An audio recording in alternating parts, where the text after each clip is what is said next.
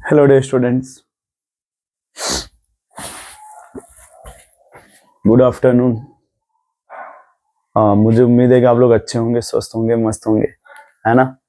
हमारा टॉपिक है general organic chemistry, GO। ठीक है, हम लोग इस पढ़ेंगे डिस्प्लेसमेंट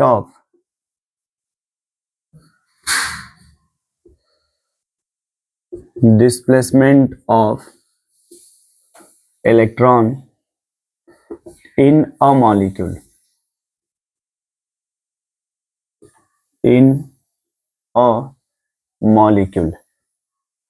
अब देखो, डिस्प्लेसमेंट का मतलब होता है या तो पार्शियल डिस्प्लेसमेंट होगा या फिर कंप्लीट डिस्प्लेसमेंट होगा।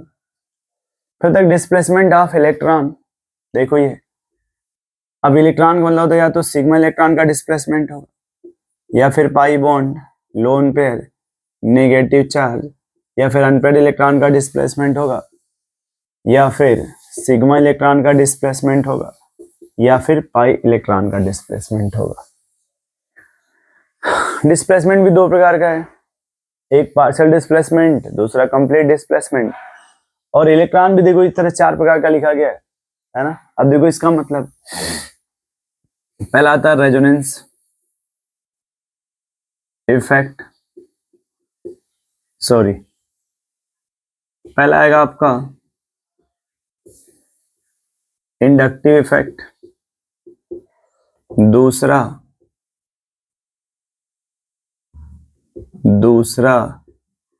रेजोनेंस इफेक्ट और तीसरा हाइपर कंजुगेशन इफेक्ट, चौथा एरोमेटिक, पांचवा एसिड। ये टॉपिक हम लोग को पढ़ना यार है।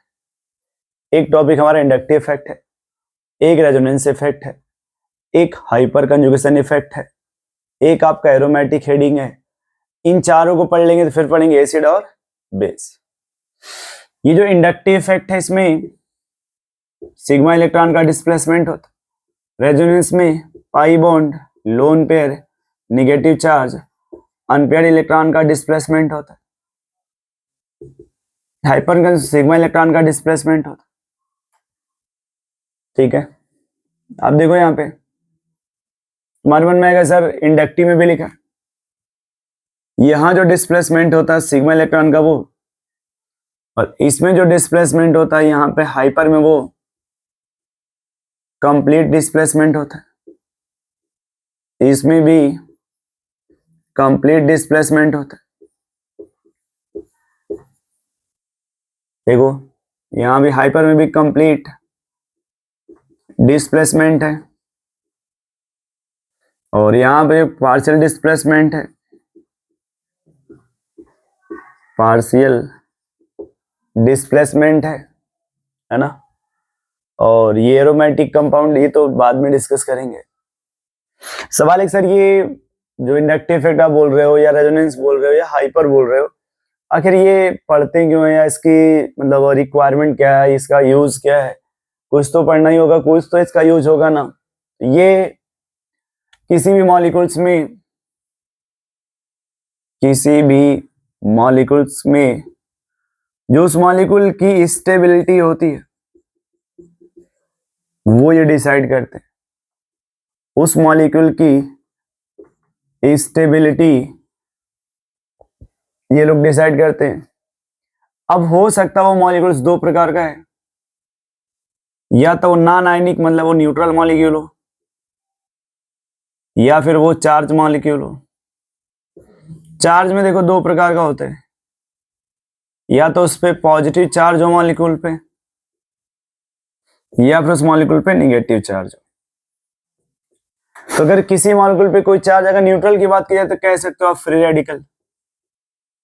क्या बोल सकते हो आप? फ्री रेडिकल, है ना। यदि कोई मॉलिक्यूल से कोई चार्ज नहीं तो उसको फ्री रेडिकल बोला जाता है।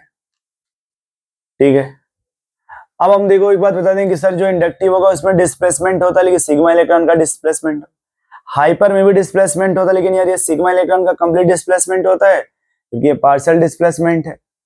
रेजोनेंस इफेक्ट में क्या है कि पाई बॉन्ड लोन पे नेगेटिव या अनपेड इलेक्ट्रॉन का कंप्लीट डिस्प्लेसमेंट होता है। तो ये डिस्प्लेसमेंट अब हम यहाँ पे यूज करेंगे, तो कोई थेरेटिकल होगा वहां पे यूज कर लेंगे, यदि कोई चार्ज है पॉजिटिव चार्ज वहां पे इलेक्ट्रॉन इनको लगा के इफेक्ट को यूज कर लेंगे, या फिर कहीं पे निगेटिव होगा वहां पे इसका यूज कर लेंगे, इसको इफेक्ट को लगा करके, है ना। तो अब इसमें हेडिंग लिखना आप इंडक्टिव इफेक्ट,